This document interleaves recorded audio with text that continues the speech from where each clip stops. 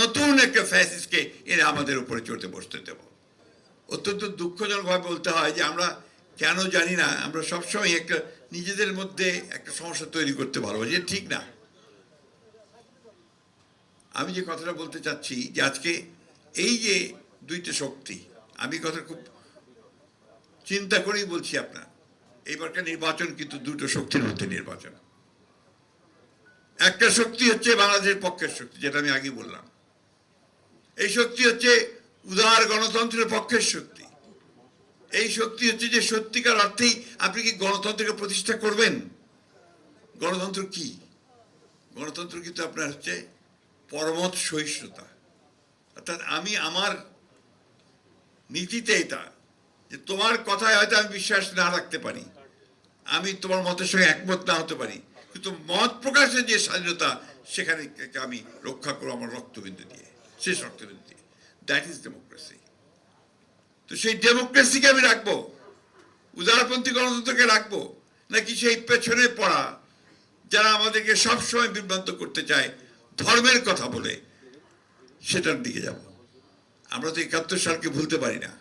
আমরা যারা দেশ স্বাধীনতার সঙ্গে যুক্ত ছিলাম, লড়াই করেছি, যুদ্ধ করেছি, এই দেশে একটা স্বাধীন ভূখণ্ড এনে দেওয়া হয়েছে, যার ফলে আমরা এখানে বেঁচে আছি, টিকে আছি এই ভূখণ্ডে।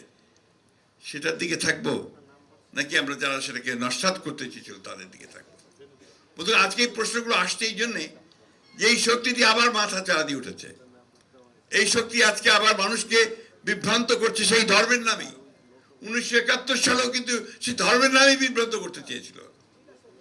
অথচ এই শক্তিটি 1947 সালে যখন এই দেশের মুসলমানরা তাদের সেলফ ডিটারমিনেশন, নিজেদের জেগে ওঠার একটা নিজেদের নিয়ন্ত্রণ করবার যে ক্ষমতা, শক্তি, সেটার জন্য যখন লড়াই করেছিল, 47 সালে স্বাধীনতার জন্য সংগ্রাম করেছিল, তখন এই শক্তি কিন্তু সেটি আবার তারও বিরোধিতা করেছিল। এটা কিন্তু অনেকেই আমরা ভুলে যাই।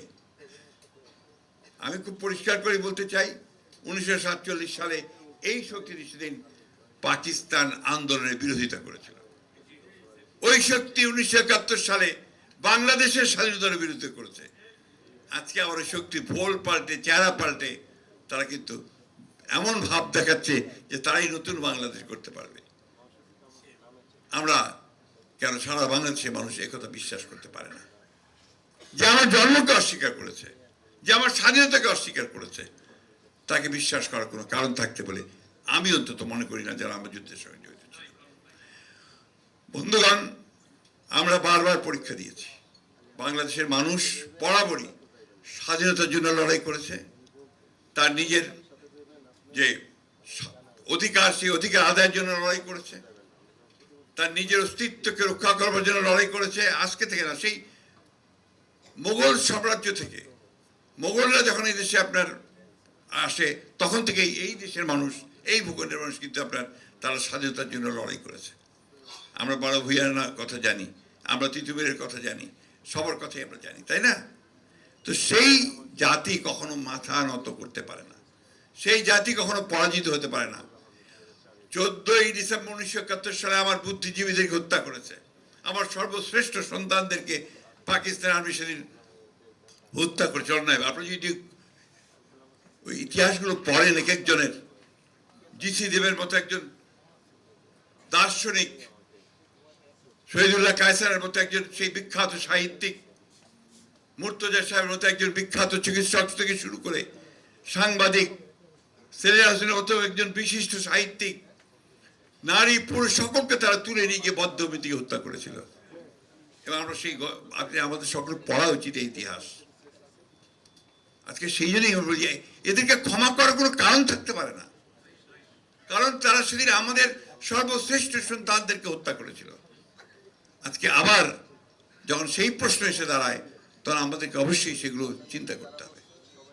বন্ধুগণ, এই যে কথা বলছি, আমি যে কথা বোঝাতে চাচ্ছি, আজকে এই যে সংগ্রাম, আমরা কিছুদিন আগে সংগ্রাম করেছি গণতন্ত্রকে মুক্ত করবার জন্য, ফ্যাসিস্টদেরকে বিতাড়িত করেছি ছাত্র গণ অভ্যুত্থানের মধ্য দিয়ে। তার মানে এই নয় যে আমরা আবার নতুন একটা ফ্যাসিস্টকে এনে আমাদের উপরে চড়তে বসতে দেব। আমরা আরেকটা শক্তিকে আনবো, যে শক্তি আমাদেরকে পেছনে নিয়ে যেতে চায়। সেই শক্তিকে আমরা কখনোই এখানে আসতে দিতে পারি না।